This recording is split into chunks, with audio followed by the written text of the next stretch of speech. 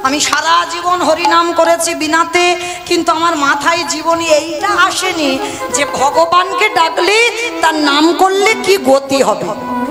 ও মামা, এ প্রশ্নের উত্তর তো আমার জানা নেই, আর আমি তো ভাবিনি কোনোদিন। বলে নারদ, আমার বড় ইচ্ছা, আমার জানতে ইচ্ছে করছে ভগবানকে ডাকলে আমার শেষ দশাটা কি হবে। তা নারদ বলছে, ও মামা তুমি একটা কাজ করো, একটু বসো, আমার বাবার কাছ থেকে জেনে আমি তোমায় বলে যাচ্ছি। তা মর্তধামের মা বলছে, নারদ তুমি যেন ভুলে যেও না, আমি কিন্তু এখানে বসে রইলাম, তুমি তোমার বাবার কাছ থেকে উত্তরটা নিয়ে আমাকে বলে যেও। বলে ঠিক আছে মা, তুমি বসো, আমি যাব আর আসব। ছুটে গেল নারদ ব্রহ্মলোকে। পিতা ব্রহ্মার কাছে গিয়ে ডাকছে, পিতা পিতা। মর্তধামের এক মা জানতে চেয়েছে, যারা যারা ভগবানকে ডাকে, যারা যারা ভগবানকে ভালোবাসে, বলো না পিতা, তাদের শেষ জীবনের দুর্দশাটা কি হবে। চতুর্মুখী ব্রহ্মা হেসে বলছে, নারদ এ প্রশ্নের উত্তর তো আমার জানা নাই। সে কি, তোমার চারটে মুখ তুমি জানো না, আমি জানি না, তাহলে কে জানবে? বলে একজন জানলে জানতে পারে, যে গাঁজা ভাং খায়। আমা কে খাই গো গাঁজা? আর তোমাদের জিতপুরে কেউ খায় না? ওই তাদের নাম উঠলো না কেন? তুমি দেখেছো বাবা গাঁজা খাচ্ছে?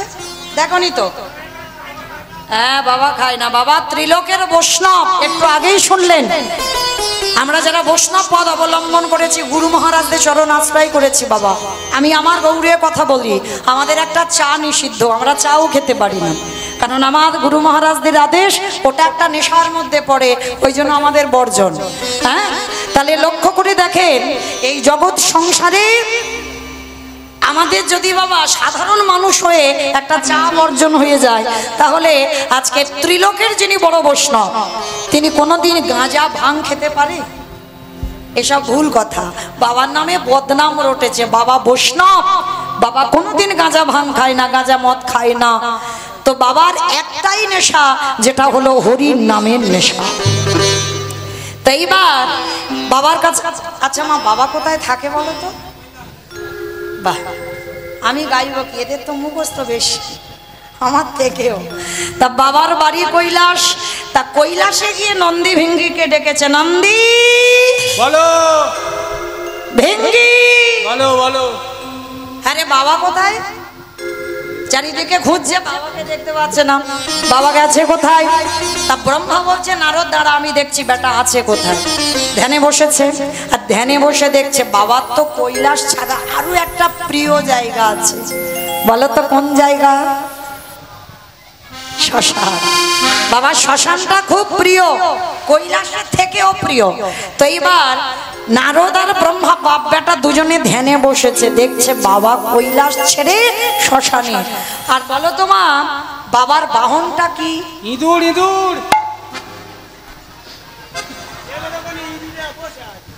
বাবার বাহনটা কি? ইঁদুর? ওটা তো গণেশের বাহন। বাবার বাহন ষাঁড়, মানে বৃষ। তো বাবা ধ্যানাযোগে দেখছে বাবা শ্মশানের মাটিতে কি করছে জানো? বাবা ঘুরে বেড়ায় ষাঁড়ের পিঠে, ও বাবা চড়ে বেড়ায় ষাঁড়ের পিঠে। আমার বাবা বুড়ো শিবে গো, বাবা বুড়ো শিব, আমার বাবা বুড়ো শিবি গো, বাবা বুড়ো শিব। উলুধ্বনি ঘুরে বেড়াই ষাঁড়ের পিঠে, আবার চড়ে বেড়াই ষাঁড়ের পিঠে। আমার বাবা বুড়ো শিব গো, শিব গো। ওই মন্দিরের বাবা বুড়ো শিব, শিব গো মন্দিরের বাবা বুড়ো শিব, শিব গো মন্দিরের বাবা বুড়ো শিব। আরে শ্মশানে মশানে থাকি, ছাই ভাষ্য গায়ে মাখে, শ্মশানে মশানে থাকি, ছাই ভাষ্য গায়ে মুখে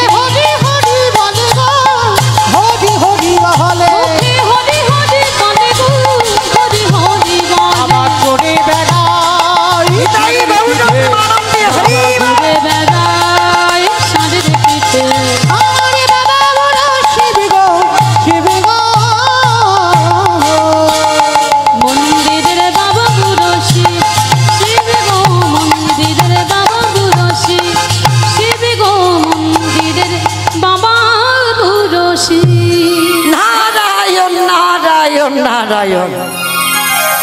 বিনাটা করে নিয়ে শিব ঠাকুরকে গিয়ে প্রশ্ন করলো, ভোলানা, যারা যারা ভগবানকে ভালোবাসে, তুমি তো অহর্নিশি ভগবানের ডাকো, যারা যারা অহর্নিশি ডাকে, যারা যারা কৃষ্ণ ধ্যান, কৃষ্ণ প্রাণ, কৃষ্ণ ছাড়া কিছু জানে না, বলো না ভোলানাথ, তাদের শেষ জীবনের দুর্দশাটা কি হয়?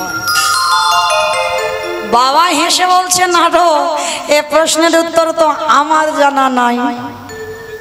হাই ভগবান, আমি জানি না, আমার বাবা জানে না, তুমি শিব জানো না, তাহলে জানে কে? বলে একজন জানলে জানতে পারে, যে নামের নাম। নামের নামই কে? ভগবান। বলে চলো ভগবানের কাছে যাওয়া হোক। তিনজনই ভগবানের কাছে গেছে, ব্রহ্মা, বাবা ভোলানাথ আর দেবর্ষি নারদ। ভগবানের কাছে গিয়ে প্রশ্ন করলো, প্রভু, যারা যারা ভগবানকে ডাকে, সেবা পূজা করে, তার অন্তিম দশাটা কি হয়? ভগবান হেসে বলছে, নারদ, এ প্রশ্নের উত্তর তো আমার জানা নাই। সে কি? তোমার নাম জগতের জীব শুনছে, তোমার নাম জগতের জীব গাইছে, আর তুমি জানো না ভগবানকে ডাকলে কি হয়? বলে না নারদ, তবে হ্যাঁ, তোমার এই প্রশ্নের উত্তর তারাই দেবে। কারা জানো? যারাই আমার নাম ভালোবাসে, যারাই আমার নাম শ্রবণ করে, নয়ন জলে বক্ষ যুগল ভাষায়, কৃষ্ণ ধ্যান, কৃষ্ণ জ্ঞান, কৃষ্ণ চিন্তা, কৃষ্ণ মরণ, কৃষ্ণ সর্বস্ব। যারা ভগবানের নাম শুনতে শুনতে, গাইতে গাইতে গাছে তলায় নিশি যাপন করে, যারা কৃষ্ণ ছাড়া আনে জানে না, চলে যাও, তাদের কাছে গেলে তুমি উত্তর পেয়ে যাবে। ভগবান যেই না বলা, নারদ বলছে, ঠাকুর, তোমার কথা শুনে হাসি পেল। বলে কেন? বলে ঠাকুর, তুমি যে ভক্তের উদাহরণ দিচ্ছ, ও কোটি কোটি পাওয়া যায়। কি বাবা, আমি যে যে কথা বললাম, কোটি কোটি পাওয়া যায় না? কৃষ্ণ বলে কি কাঁদেন না? আমি কাঁদি না? আমার সম্প্রদায় কাঁদে না? না আপনারা কাঁদেন না?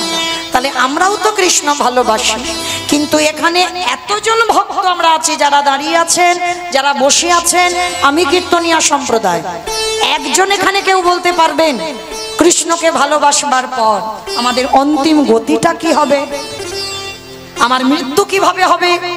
কেউ বলতে পারবো না। তার নারদের প্রশ্ন এইটাই, প্রভু, তুমি যে ভক্তের কথা বলছো অনেক পাওয়া যায়, তা তুমি নির্দিষ্ট করে বলো না কোন ভক্তের কাছে গেলে উত্তর পাবো। ভগবান হাসছে আর বলছে, নারদ, আমারও অনেক দিনের ইচ্ছা, আমি একটু ভক্তের বাড়িতে যাব, তা চলো তোমার দৌলতে আমারও যাওয়া হয়ে যাক। বলে ঠাকুর, তাহলে আমরা কোথায় যাব ভক্তের বাড়ি? বলে মর্তধাম। যেই না মর্ত বলেছে, নারোত্তম নিয়ম চমকে উঠল, ঠাকুর, মর্ত? মর্তে তোমার ভক্ত? ওরা তো খেতে যায়, ঘুমাতে যায়, আর সিরিয়াল মোবাইল দেখতে যায়, ওইখানে তোমার ভক্ত আছে? ভগবান হেসে বলছে, নারদ, ওরা খাক, দাগ, ঘুমাক, টিভি, মোবাইল সব দেখে, কিন্তু তুমি জানো না এমন এমন ভক্ত আছে ওদের মধ্যে, যাদের চরিত্র শুনলে তোমার হৃদয়টা কেঁপে উঠবে। তাই চলো, আজকের আমি মর্তের মাটিতে সেই রকম একটা ভক্তের বাড়িতে নিয়ে যাব। ঠিক আছে চলো প্রভু। দাঁড়াও, এ বেশে নয়। কি বাবা, এখানে যদি ভগবান দুম করে মর্তে ব্রহ্মা, বিষ্ণু, মহেশ্বর আর নারদ আসে, কেউ কানা হব, কেউ খোঁড়া হব, কেউ বোবা হয়ে যাব, কারণ সেই রূপ দেখবার নয়ন সবার এখন হয়, সব নয়নে দেখা যায় না। দন্তেশ্বর সব মানে সর্বস্ব, আর এখানে যারা দাঁড়িয়েছো বসেছো, আমি কীর্তনিয়া সম্প্রদায়, তালবেশ সবস্ব মানে মরে আছে। এ মরা দুটো চোখে কোনোদিন ভগবান এলে দেখা যাবে না, সঙ্গে সঙ্গে নয় তুমি অন্ধ হয়ে যাবে, নয় বোবা হয়ে যাবে, নয় খোঁড়া হয়ে যাবে। ওই জন্য ভগবান হেসে বলছে, নারদ, মরতে যেতে গেলে আমাদের ছদ্মবেশ নিতে হবে। ঠিক আছে চলো ঠাকুর। চারজনে বৈষ্ণব রূপ ধারণ করেছে, জীর্ণ মলিন বস্ত্র, হাতে জপের মালা, একটা লাঠি নিয়ে চারজন ভিক্ষার ঝোলা কাঁধে নিয়ে মর্তে আসছে। আসছে কোথায়? মথুরা জেলার অন্তর্গতে অবন্তী নগর গ্রাম সেথায় সন্দীপনের বাড়ি করে ববিষ্ণা মথুরা জেলার অন্তর্গতে অবন্তী নগর গ্রাম